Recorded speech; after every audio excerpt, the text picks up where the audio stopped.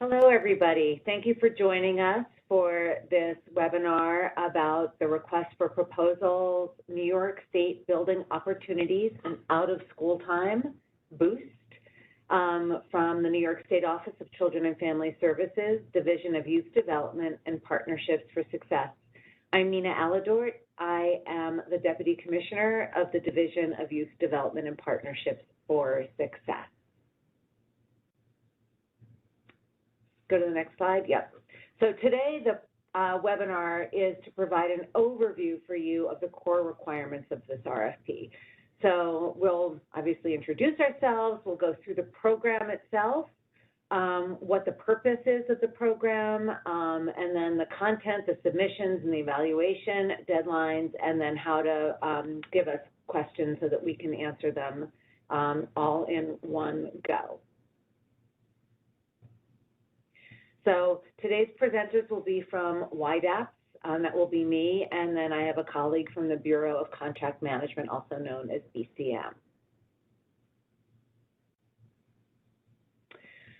So it's very important, really, that you're paying attention to deadlines. There are a number of deadlines, and also how to submit things. So any inquiry regarding this procurement must be provided directly to the Director of Contracts by the deadline that is specified in Section 1.2, the calendar of events. Please do it through email.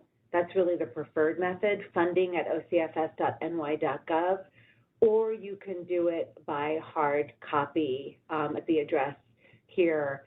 Do not, if you send questions anywhere else, they will not be considered. They really have to come through this mechanism to be considered. So what is Boost and why are we doing it now?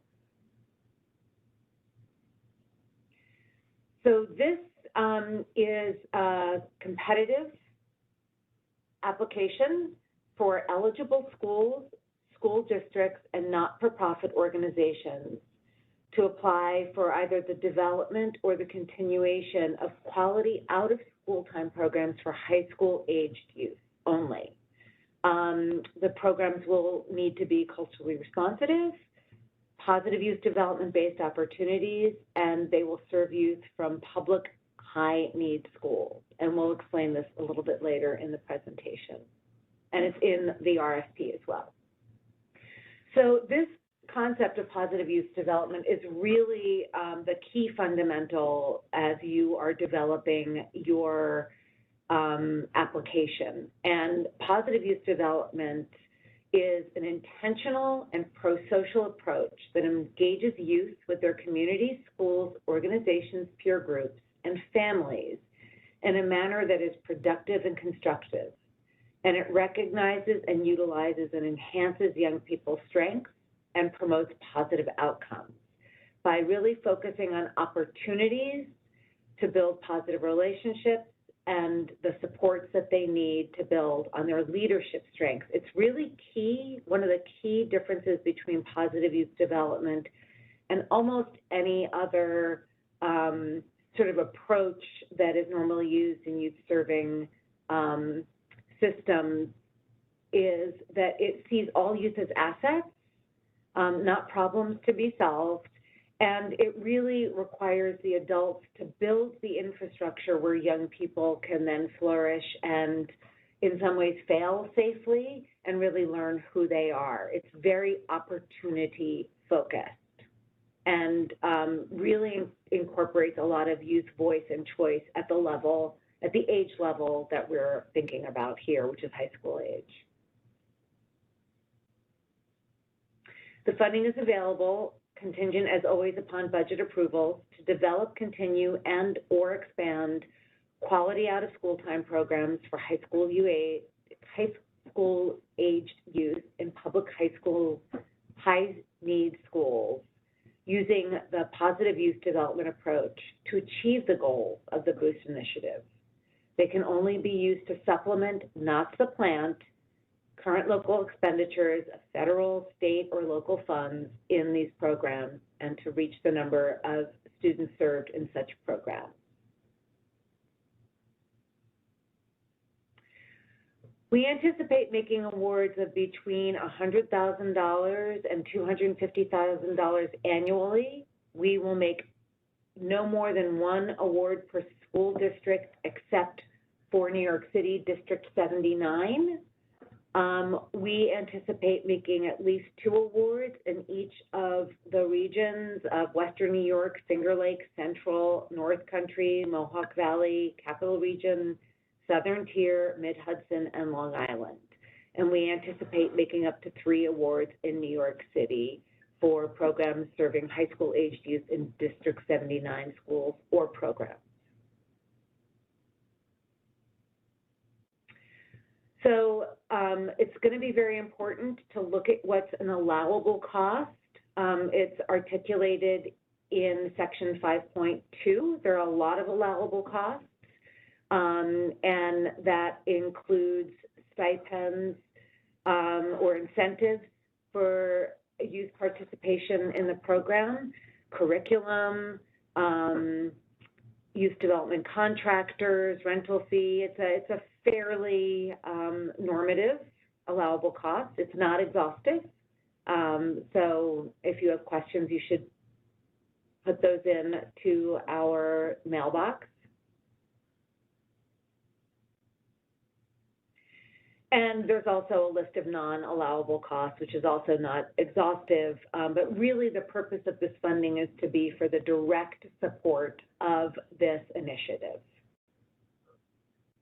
And no expenses will be paid prior to the contract start date. A local match is not required, but it's always encouraged. And the program should not expect Boost Grant Award to fully cover all program expenses, and you should budget accordingly. And again, they have to supplement, not supplant, existing services or funds. So there's an allowable administrative cost, which are costs that cannot be directly allocated to program services, but are required. And they include central office costs. Administrative expenses cannot include items directly charged in other budget categories. And if an indirect cost rate is used, only direct program expenses can be claimed under the contract, since the OCFS payment of the indirect cost rate covers all administrative costs.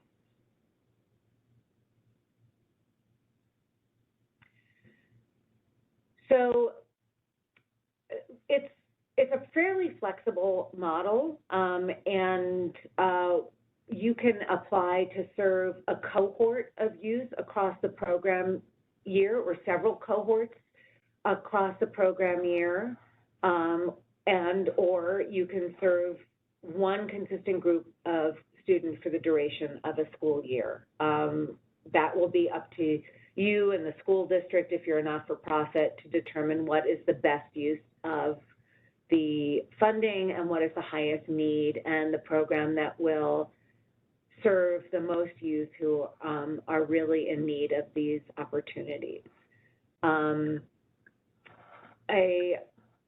You can submit up to 2 applications for programming, but they can propose to serve no more than 2 sites.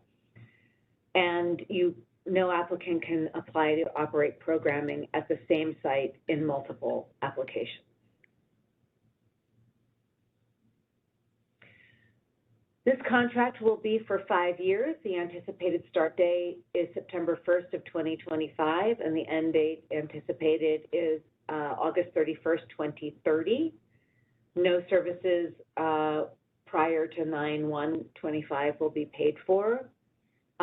Funding is anticipated to be available for the first year of the contract, and they're paid on a reimbursement basis, and claims are due quarterly. Very important to be able to get your claims in on time. A multi-year contract does not guarantee that the funding will be available for subsequent years, and payment can't be made prior to the formal execution of the contract and approval by the Office of the State Comptroller. So again, the eligible applicants are either a not-for-profit organization that is going to serve a public high-need high school or school district, or the school district itself or the school itself. And for this RFP, public high-need schools are defined as those having at least 65% of the student population classified as economically disadvantaged as defined by SED, which is articulated both here and in the RFP itself.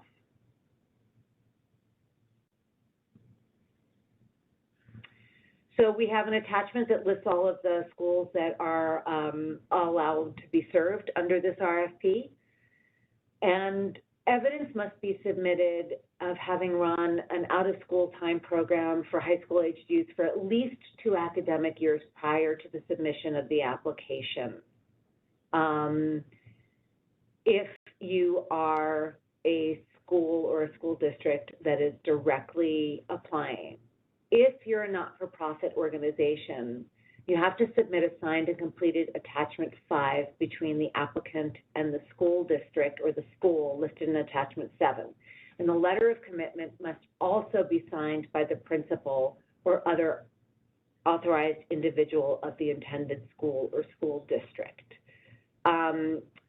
This is not needed if you are a school or a school district because you are applying for yourself, and so you don't need an agreement between yourself. And you can have a school district letterhead or a school letterhead in lieu of the attachment, but it has to include the same information. And the schools and school districts are encouraged to enter into letters of commitment with multiple applicants who are proposing to serve your students if, excuse me, if you have multiple applicants. And the not-for-profits must be pre-qualified, if not exempt, on the application deadline. And that's articulated in RFP section 3.2.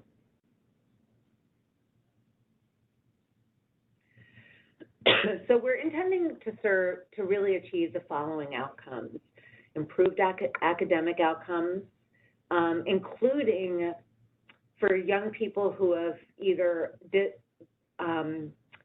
detached themselves from the school. Bringing them back into the school environment would be considered an improved academic outcome, even if their grades don't get better. The fact that they're coming back to school is part of this endeavor. That participants will have a greater vision of their career or vocational opportunities and aspirations. The participants will improve their skills in social emotional learning, domains of self-awareness, self-management, social awareness, relationship skills, and responsible decision-making. And participating youth and families will learn how to build stronger connections to one another, the school, and the greater community.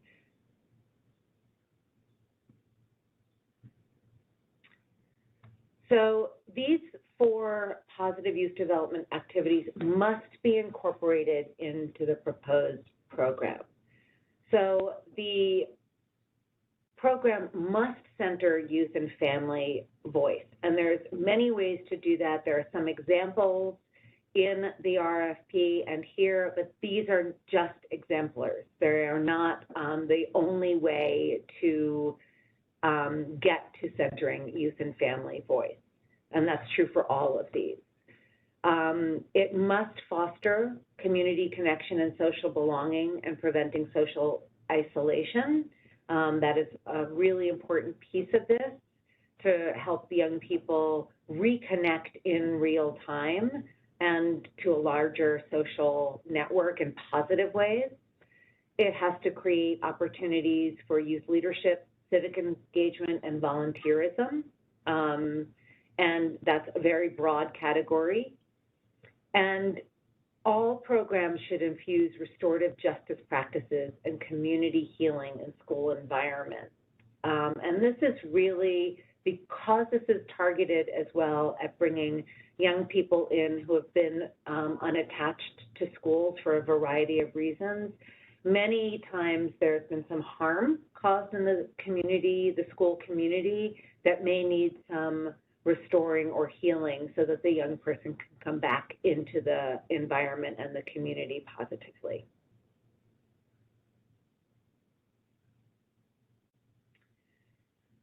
So Boost grantees may use funding to carry out a broad array of activities, but they must include a community assessment, diversity, equity, inclusion, and belonging, positive youth development, as we've discussed, and program planning, monitoring, and evaluation.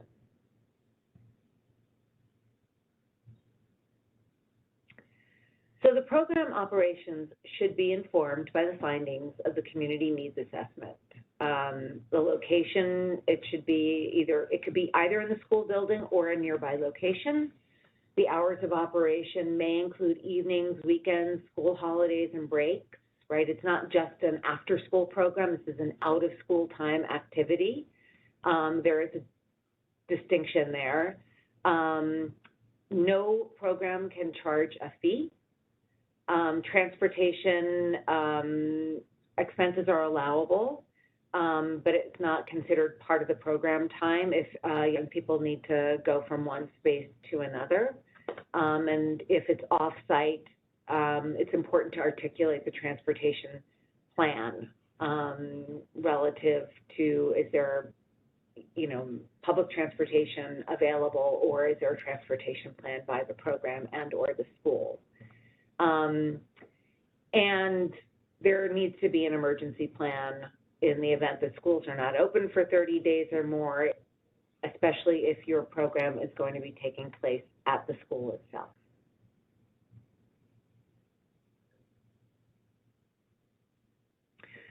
So participant recruitment is going to be really critical, and having a thoughtful, sort of research-based strategy for the recruitment and retention of program participants is going to be critical for the success of the program. And that's also why engaging youth and family voice is going to be so important as well. And programs must achieve a participation rate of at least 75% by the end of year one and at least 80% in year two and after. And there are some examples in the RFP about what that would look like depending on whether you have multiple cohorts or a single group that goes across the year or some hybrid of either one of those. They need to be designed to be inclusive and accessible to all youth who would benefit from the program, including youth with disabilities. And it is intended to reach and engage youth who are at risk of school disengagement and to reconnect youth who have long-term absences with school. Programs can propose limits to the types of negative actions a youth can take before they will be removed from the program. But again, this is where the restorative practices are so important, because many of the youth who this program is targeted to re-engaging have already had traditional disciplinary approaches that have not worked to help them reconnect in a positive way to their environment. So really thinking through consequential action through a restorative practice.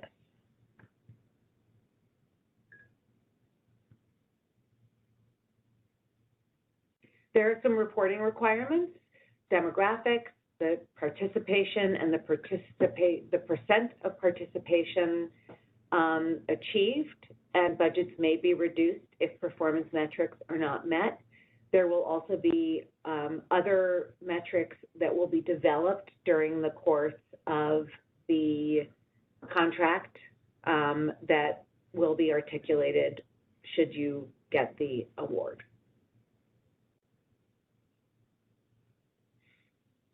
We're going to be partnering with a technical assistance provider, and that is one of the things that they will be doing is working with your programs to develop strategies to maximize the number of youth enrolled. There'll be site visits, there'll be quarterly reports, and performance improvement plans as necessary. I'm going to hand it off to my colleague now. Thank you, Nina.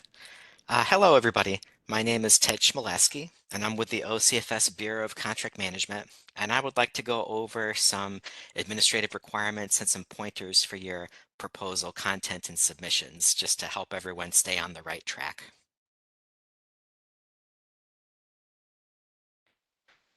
So for starters, we would just like to reiterate that all of the procurement documents for this RFP are available for download at the OCFS Funding Opportunities webpage and in the New York State Contract Reporter.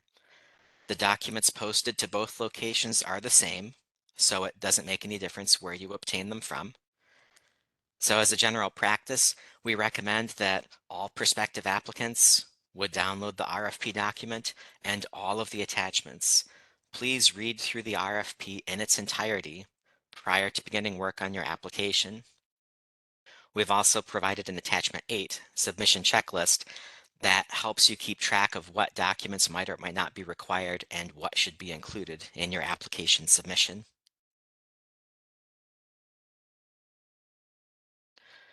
So just to reiterate the prequalification requirement that Nina mentioned earlier, that New York State requires all not-for-profit organizations that are applying for competitive grant funding to be prequalified in the statewide financial system.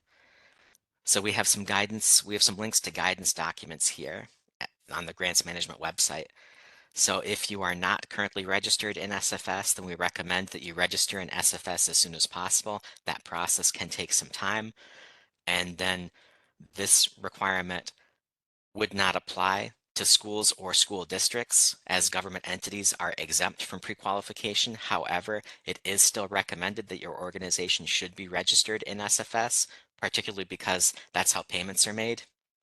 And then government entities that are exempt are flagged as such in the system, that all the New York State agencies can look you up and verify and see that you are exempt from pre-qualification.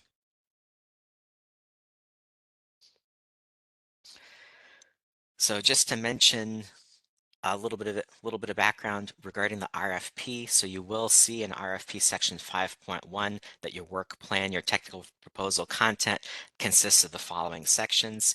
We're going to be asking you questions about community partnerships, target populations. We're going to ask you about proposed program descriptions, your program staff, your organization's information, and then we'll ask you about ongoing assessments and improvements. And so I would like to note that the information here in RFP section 5.1, it does align with the content in RFP section 5.4, your proposal content, and that is the information that's in the attachment 2 application template. So the questions that you are responding to that will be scored on your attachment 2 application template aligns with the content in section 5.1 and 5.4 of the RFP.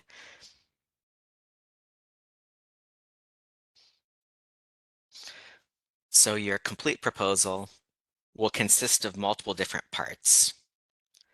So the first part will be an online administrative form where you will be answering eligibility questions and administrative questions. And we indicate what those questions are in RFP section 5.4, but you will actually answer them online in a Microsoft form, the link that we will provide at a future date. Then there's going to be the attachment 1, the budget template, where you're going to provide all of your personnel and expenses and your budget line items with some budget narrative for your proposed program budget for year 1 of the project. And then there's the attachment 2 application template, which I mentioned in a previous slide. That's where you'll provide the answers to all of your program specific questions and all of the budget questions. And these are the questions that receive a numerical score, and that's how your organization will be ranked for the purpose of making awards. So the attachment 1 budget template and attachment 2 application template are considered extremely important. So you want to be very thorough, double check, make sure everything's answered, make sure the documents are complete prior to submitting those.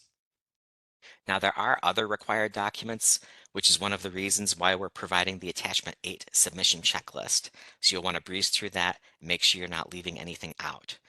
And so I would like to mention So as Nina mentioned earlier, some of the attachments are required of not-for-profit applicants, and then those attachments might not be required if you are a school or a school district applying directly.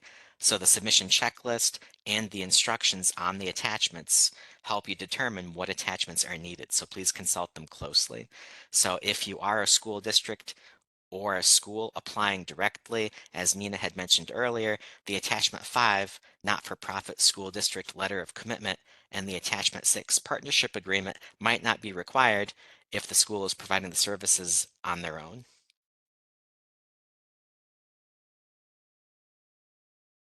So there are two main steps when you're ready to submit your application to OCFS, and we provide detailed instructions in RFP section 5.5 regarding how the proposal submission process should go. Step one is going to be the completion of your online application form. And so this form will be made available to the public on the date specified in section 1.2 calendar of events. So we recommend that all organizations will wait for the release of the Q&As, read the questions and answers, formulate and complete your responses, and then go about your application submission process. Definitely want to make sure that you have all the information you require to have a good proposal submission. So after you complete the online application form, and that's where you're answering your eligibility questions and you're filling in, you're providing answers to the administrative questions, such as identifying, who you are, your contact information, answering housekeeping questions and certification questions, etc. After you complete and submit that online application web form, you'll receive an automatic confirmation email back from OCFS. And it's going to provide you with your application number. And it's going to provide you with a reminder and instructions for how to complete the rest of your application process. And you're going to do that by completing step 2. So you'll reply to that confirmation email and you will attach the required documents, such as the attachment 1 budget, attachment 2 application template, your letter of commitment if required, etc. You're going to attach those in your email response and you'll send those back after replying to your confirmation email that you received. You'll have all your supporting documentation attached. And so just to provide a reminder, so the link to the online application web form, it will be provided. We're going to post it in the questions and answers document. The link will be in the contract reporter description, and the link will also be on the OCFS Funding Opportunities website. So the link is going to be in multiple places when it's available. It will be easy to find.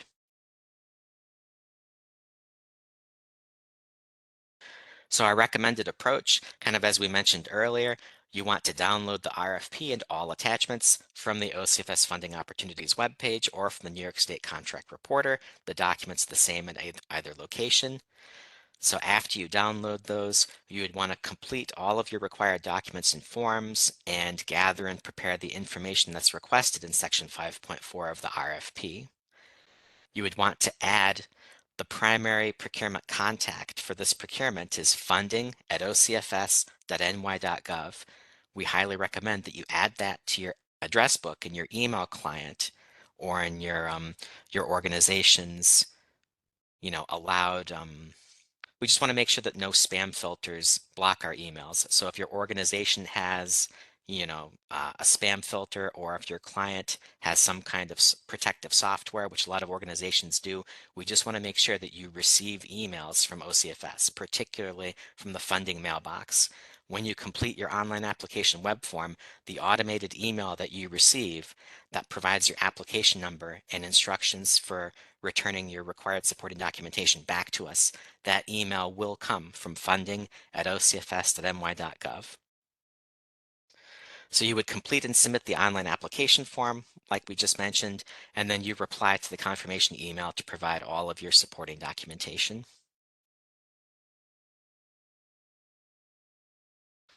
So just to go over how the evaluation process is anticipated to work, so all proposals that OCFS receives will be reviewed by a trained group of OCFS staff, and we're going to first conduct an eligibility review, which is discussed in section 6.1 minimum criteria.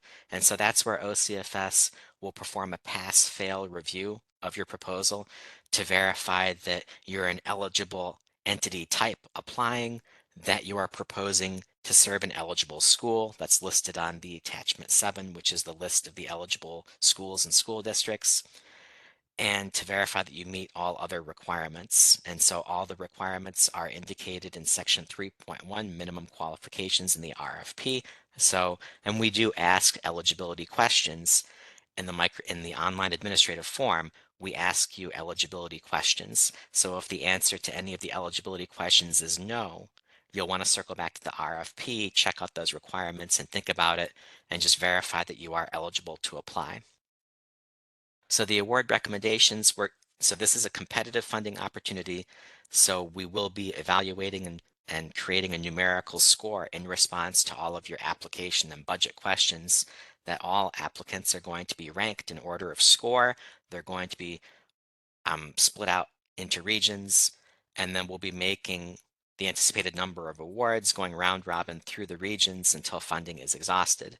And we would like to note that OCFS does reserve the right to alter the geographic regional distributions of awards based on programmatic need and based on what proposals we receive.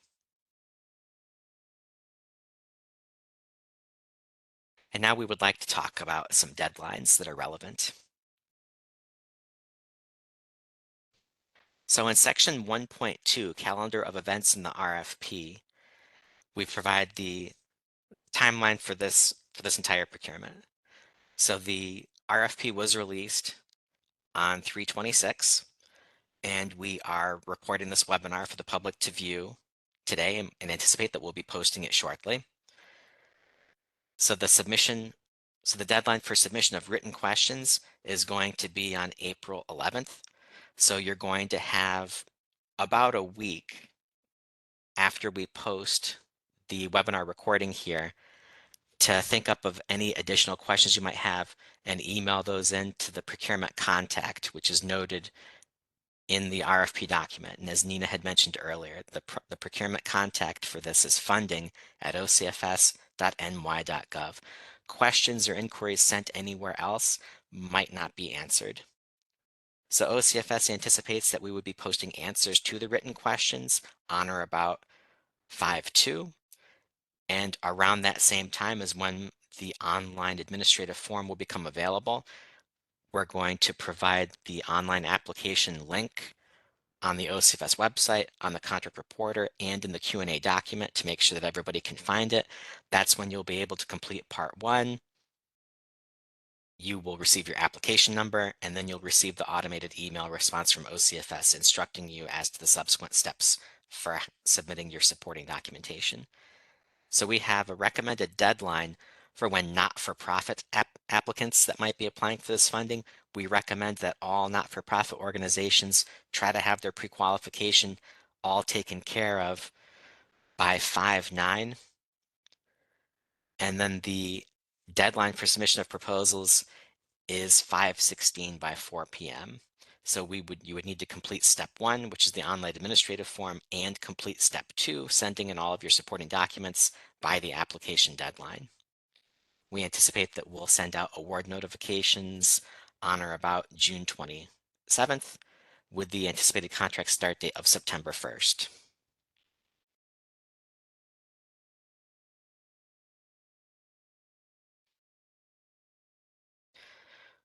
So just to reiterate what I said in the previous slide, all proposals must be submitted by the deadline for submission of proposals, with the online administrative form and the email submission completed. We recommend that you consult the attachment 8 submission checklist.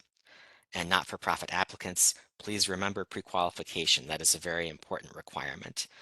And just as a reminder, if the RFP document is amended at any point in the future, the calendar of events and the information in the RFP will take priority over everything else, including any information that might be present in this webinar presentation. So when when tracking your project timeline, when monitoring your deadlines and due dates, you would always want to refer to the RFP, not to this applicant webinar, just in case if there is an amendment. So just want to make sure that's on everybody's radar.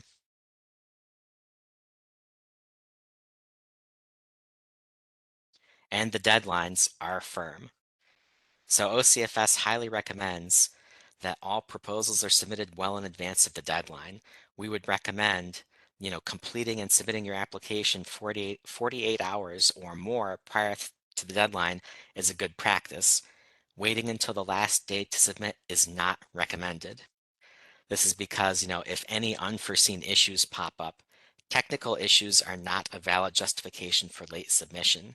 So if you're working on your application with the intention of submitting it on the last hour of the last day, which unfortunately we have seen happen before, if you have, if your computer crashes or if your internet goes down or if a file corrupts, you won't have enough time to address that issue and to get your proposal submitted, which is why we recommend that you send it in early.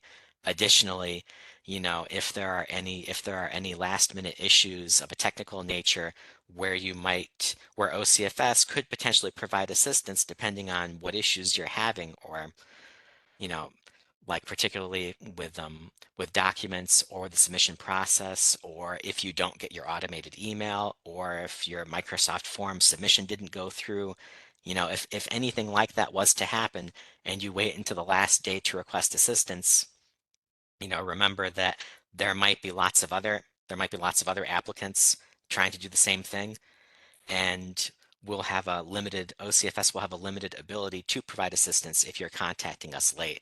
So if you try to submit early and you encounter an issue, if we have enough time to provide assistance, we will do so, but that can't be guaranteed.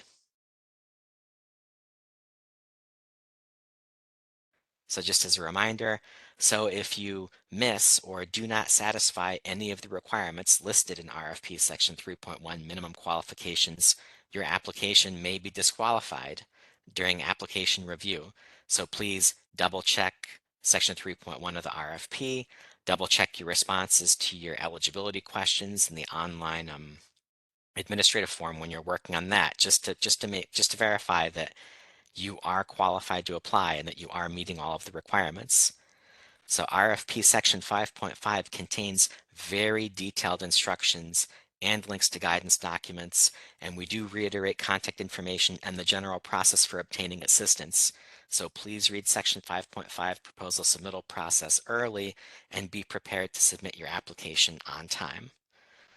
So I do want to mention that if you do not receive confirmation or submission, if you don't receive your confirmation email when you fill out the application web form, if you don't get the confirmation email, or if you don't receive a submission receipt when you send in your required supporting documentation, you are responsible for contacting OCFS prior to the deadline.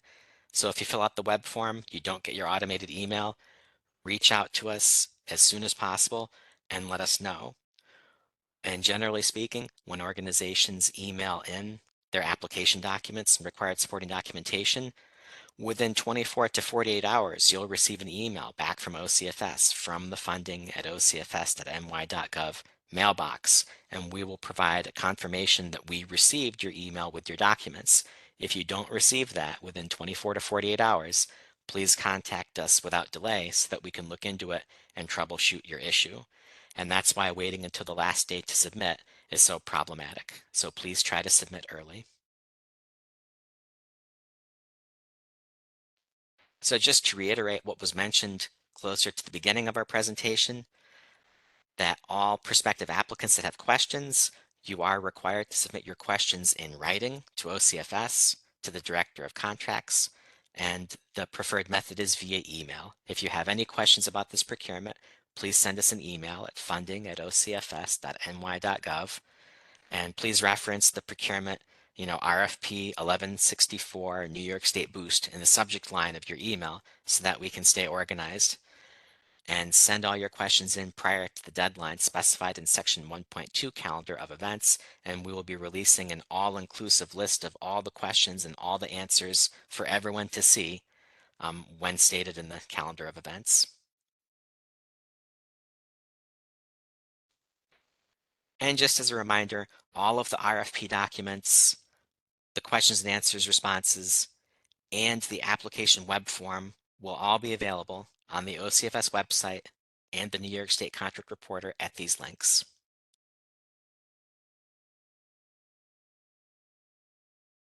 And that concludes our presentation. So thank you very much for tuning in, and we look forward to receiving many applications from many qualified candidates to really make this program a success.